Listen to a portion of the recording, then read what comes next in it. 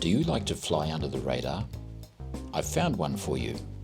How about an understated 20-year-old plain grey family station wagon that's packing a hairy-chested twin-turbo 4.2 litre V8? It doesn't sound loud, but it goes hard, and it's surprisingly cheap. It's time for a ride around the block with Damien. This is a sleeper. This is a 2003 Audi RS6. So it's the first generation Audi RS6 that they built. Very few of them delivered here, I think. There were only 9 estates or wagons, as they were known here, sold in Australia. So yeah, rare as the proverbial rocking horse. And this one is actually an import from England. So the owner brought it with him when he emigrated here about 15 years ago. So it's really only had one owner for most of its life. Really well looked after. It's showing just under 170,000 Ks. Yeah, let's do a drive in that. I think, why not? It deserves to be driven. So yeah, lovely car. And in terms of bang for your buck, you just can't go wrong. I mean, I think it's about 450 horsepower, 4.2 twin turbo V8, drives like a Ferrari or a Lamborghini of the day, and you know, sits right in your price range, 25 to 35 estimate with no reserve, so it could be yours.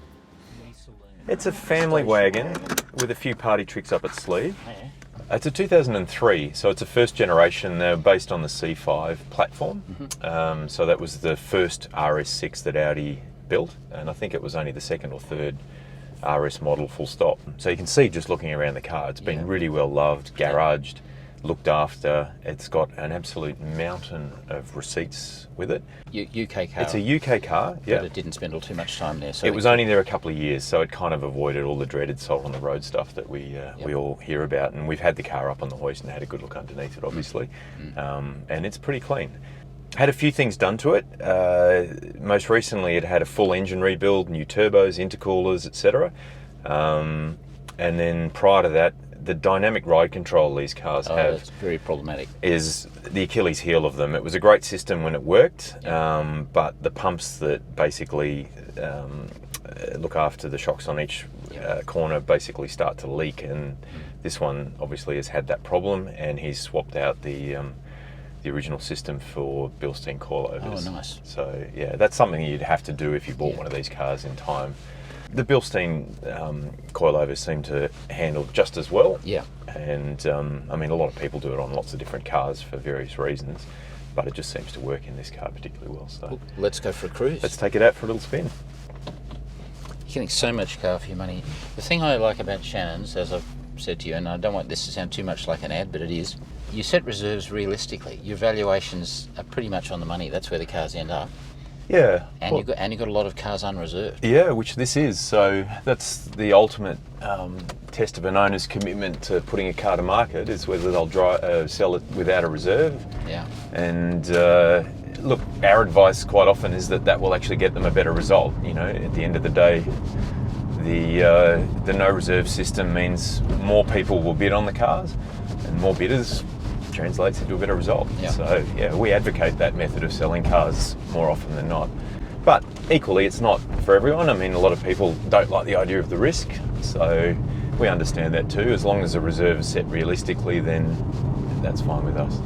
Now this has got the tried and true Audi 4.2 litre V8. That's right, yes. Plus a couple of turbos. So it was quite a weapon in its day. Yeah. The press compared it with the contemporary Ferraris and Lamborghinis pretty favourably, and look, it may not be as quick as the current generation, but to be honest, it's got plenty of hope. So the current generation is just ballistic. Off the charts. Yeah. And what's nice about this car is that it's a little bit under the radar. It doesn't have that scary sort of get out of my way kind of look about it. No. You know, to the untrained eye, this could be just another old Audi station wagon. Price expectation on this car? Guided from 25 to 35 without a reserve. So look, our estimate is that, you know, we'd like to think it'll do a little better than the low part of the estimate, but it should sell within that range, all things being equal.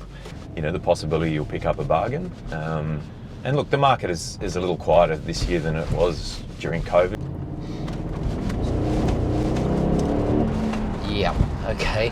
Just starting to build a tiny bit of boost there. Just a bit. Okay.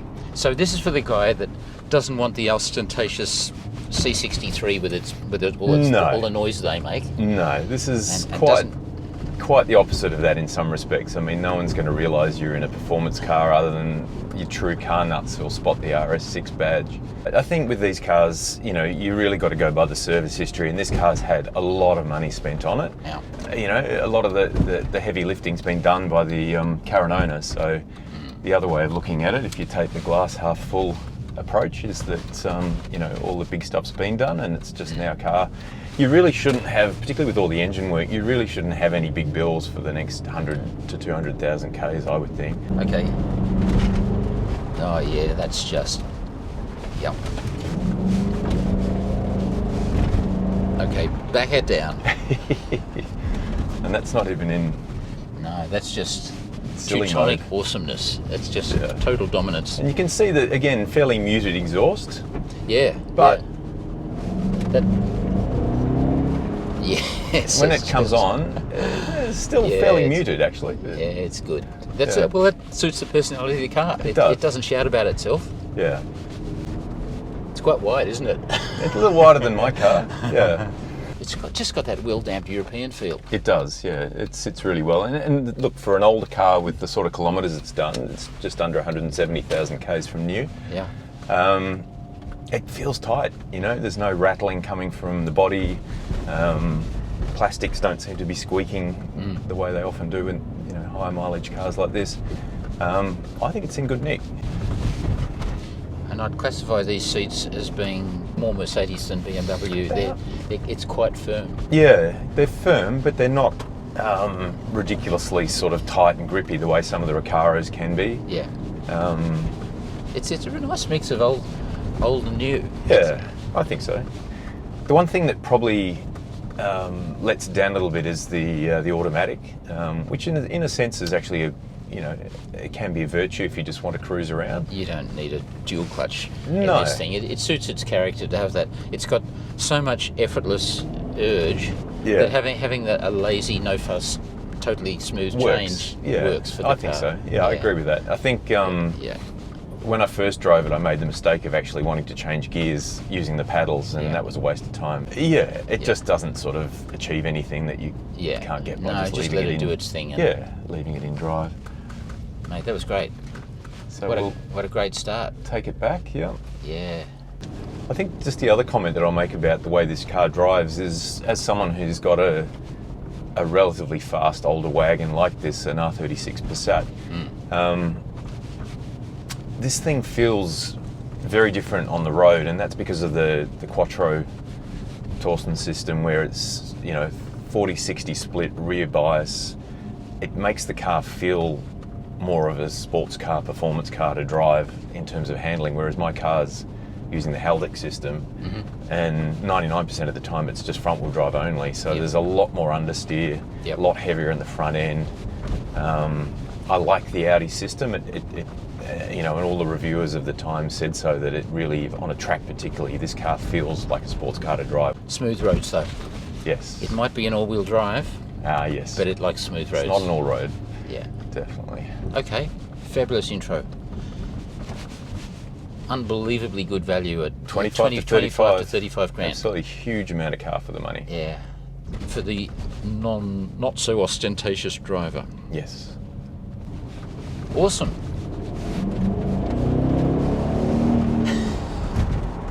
I can tell you, viewer, because we have got a viewer.